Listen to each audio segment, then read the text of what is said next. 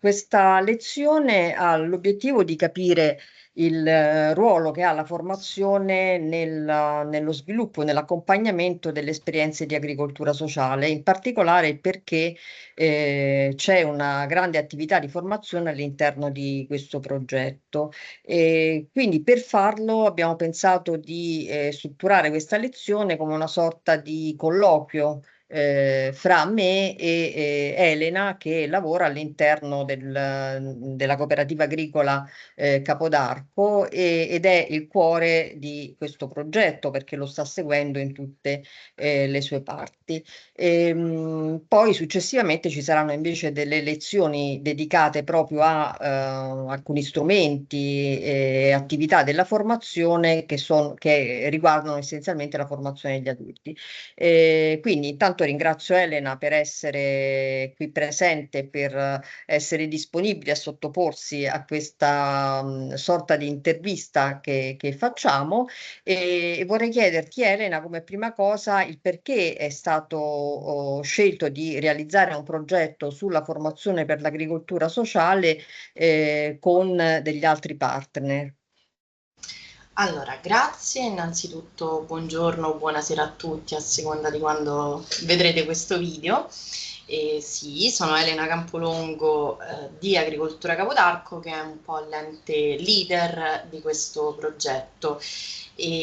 Avendo pensato inizialmente in origine a cosa potesse unire i nostri tre paesi che partecipano a questa progettazione, quindi la Grecia, la Slovenia e l'Italia,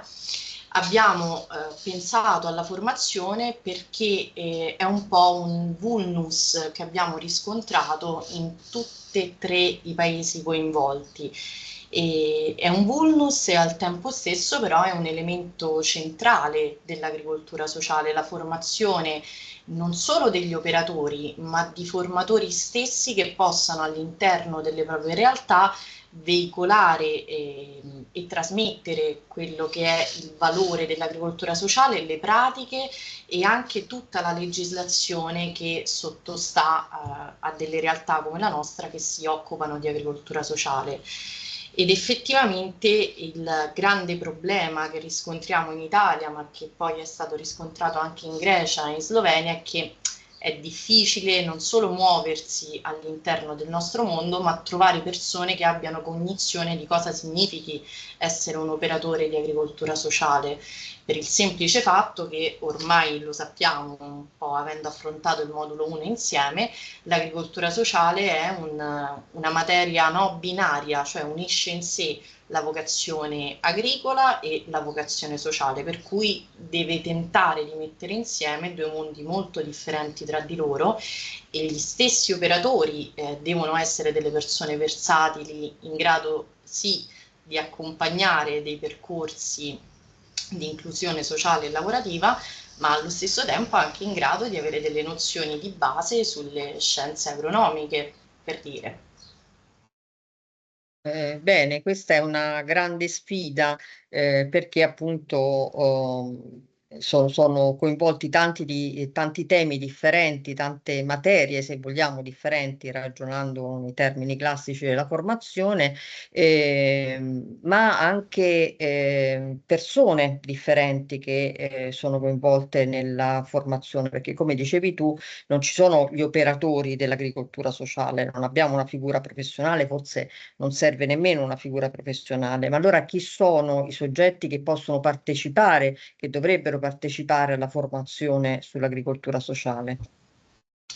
Sono in realtà un po' quelli che già stanno partecipando e stanno partecipando in maniera, devo dire, anche ho ricevuto dei primi feedback interessata. Un po' per quanto riguarda il nostro caso provengono, ovvero il caso italiano, provengono dal mondo del sociale, quindi ragazzi, ragazze che si sono specializzati come educatori, educatrici, che sono degli assistenti sociali già, oppure che lavorano in enti del terzo settore come OIPAC, e quindi persone che già hanno una vocazione nell'ambito del terzo settore e del sociale. Ma se allarghiamo un po' lo sguardo e vediamo anche chi sta partecipando nei paesi dei nostri partner, quindi la Slovenia e la Grecia, troviamo per esempio anche agronomi, persone che hanno invece delle aziende agricole, delle realtà agricole e che vogliono aprire le proprie conoscenze a questo settore che in molti casi per loro è totalmente nuovo. E quindi diciamo che un po' le persone che stanno partecipando rispecchiano quelle che erano le nostre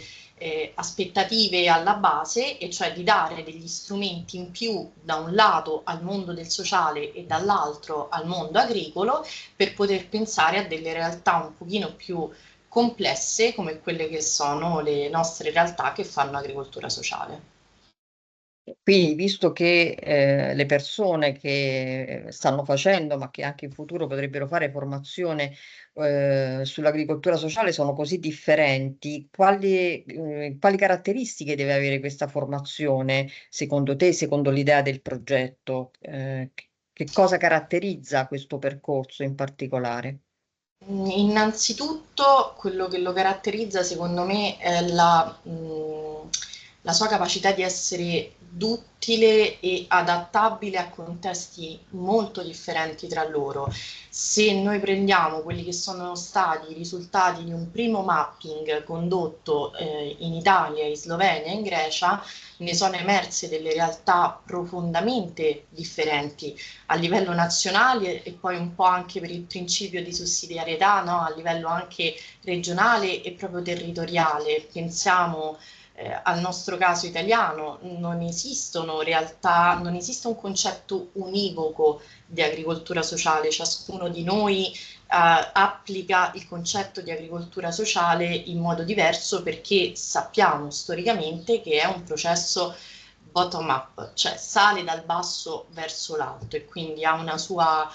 codificazione che deve essere aperta. Per tale motivo anche la formazione è stata pensata in questo modo, e abbiamo visto riprende un po' le fila, ripercorre quella che è la storia non solo a livello nazionale italiano e per quanto riguarda poi i paesi partner, ma a livello europeo, dei differenti modelli di agricoltura sociale che esistono in Europa e in Italia. Ma si struttura anche poi con delle chiavi di accesso, cioè si danno degli strumenti per poter conoscere a livello storico, legislativo, sui piani appunto internazionali, sul contesto europeo e poi nei singoli contesti nazionali, e infine sul piano economico si danno gli strumenti per poter costruire delle realtà di agricoltura sociale e costruire dei progetti di formazione di agricoltura sociale applicabili nei singoli contesti nazionali e anche nelle singole realtà territoriali tra loro molto diverse. Quindi direi che elemento caratterizzante secondo me di questa formazione, che è stata realizzata grazie all'apporto di docenti esperti, è quella di aver saputo mantenere un'apertura e quindi una capacità di questa formazione di possedere una sua versatilità intrinseca. Questo è sicuramente molto utile e interessante e la formula che è stata adottata, quello della formazione a distanza, permette anche di raggiungere persone che probabilmente altrimenti non parteciperebbero, perché comunque fare un'attività di formazione richiede del tempo, la presenza in un luogo e quindi anche la necessità di magari lasciare il lavoro in alcuni giorni per fare formazione. Invece in questo caso sicuramente c'è l'opportunità di fare formazione nei momenti migliori per ciascuno dei partecipanti, però manca un po' il confronto, no, fra le persone, l'opportunità di parlare con l'agricoltore, l'operatore sociale, la persona che fa parte di un'associazione che è interessata ad approfondire, perché appunto ognuno usufruisce. Però all'interno del progetto ci sono delle parti che invece permettono l'incontro fra le esperienze e il confronto. Puoi raccontare un po' questa parte del progetto? Allora, sicuramente oltre alle esperienze che abbiamo fatto noi in quanto capofila e i partner di incontro e scambio tra le nostre realtà per conoscerci vicendevolmente, perché prima di approntare un percorso formativo era giusto sapere chi fossimo gli uni con gli altri.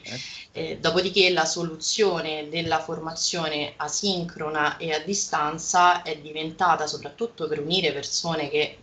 si trovano in contesti, in paesi diversi, è diventata la soluzione più semplice e in un certo qual modo più accessibile per queste persone, fermo restando che abbiamo comunque voluto mantenere dei momenti di incontro e di scambio.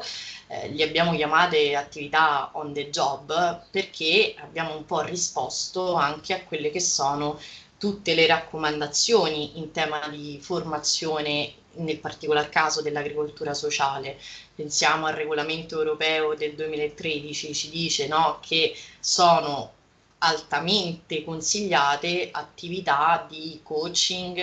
attività di work on the job sul campo, perché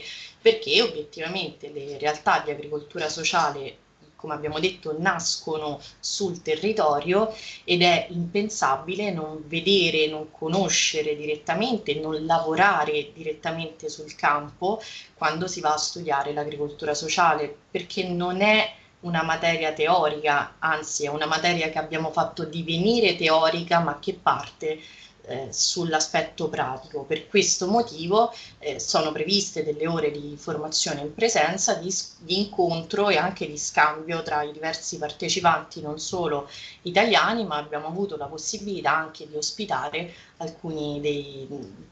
delle persone che stanno seguendo la formazione provenienti dalla Grecia e dalla Slovenia, che parteciperanno proprio ad attività on the job presso la nostra cooperativa, presso Agricoltura Capodarco, con delle attività strutturate di agricoltura sociale.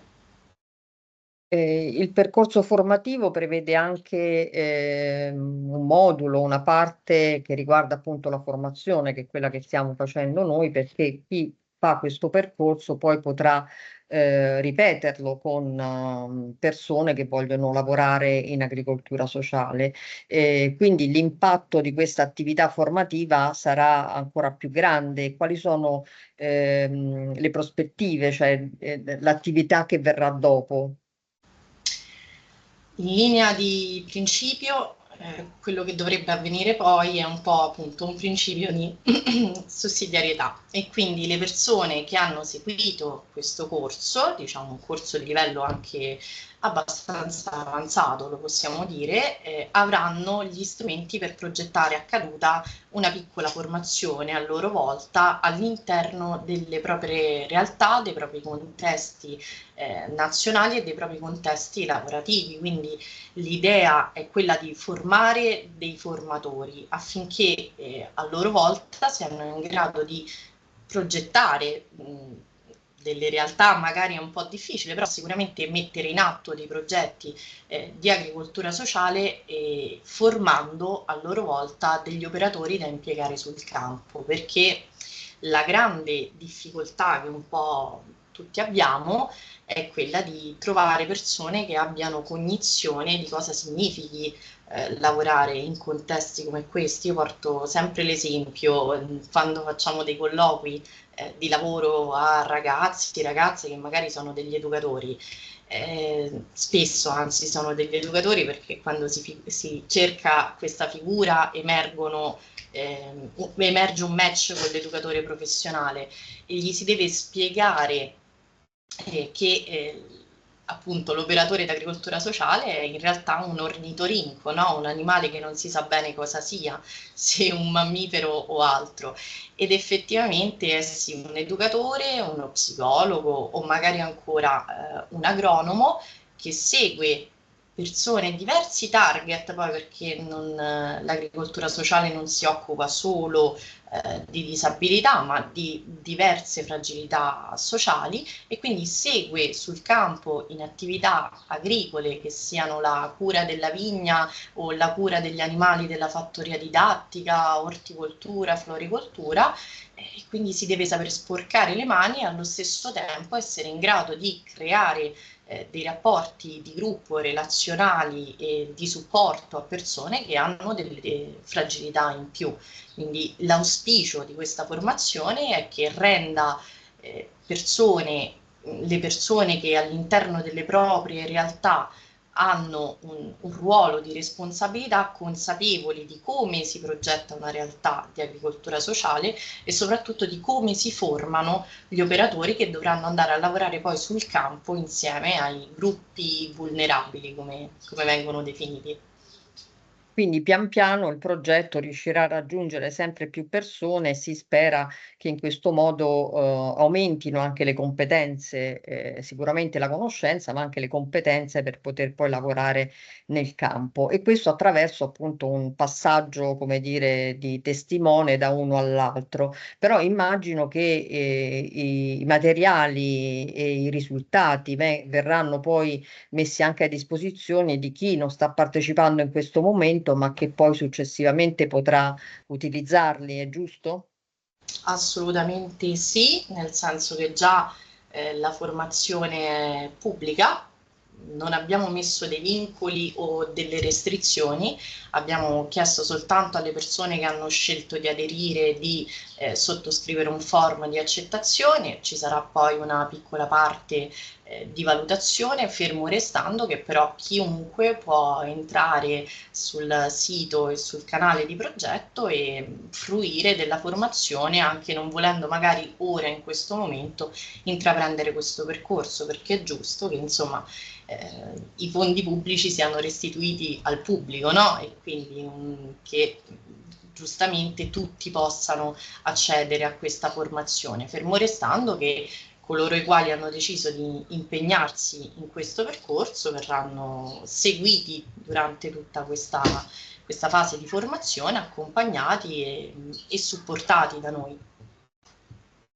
Benissimo, credo che questo nostro dialogo, abbia affrontato diversi aspetti e spero che,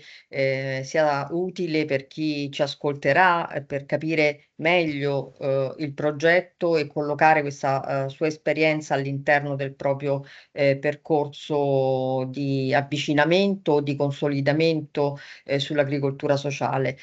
Ci saranno poi delle lezioni più tecniche, se vogliamo, che hanno l'obiettivo di dare qualche strumento in più, però proprio per progettare la formazione secondo, la linea che ha descritto Elena poco fa, alcuni strumenti concreti perché si tratta di formazione di adulti che, ha delle caratteristiche un po' particolari e poi ci saranno anche dei materiali a disposizione per chi vorrà approfondire ulteriormente il tema appunto della progettazione della formazione e negli altri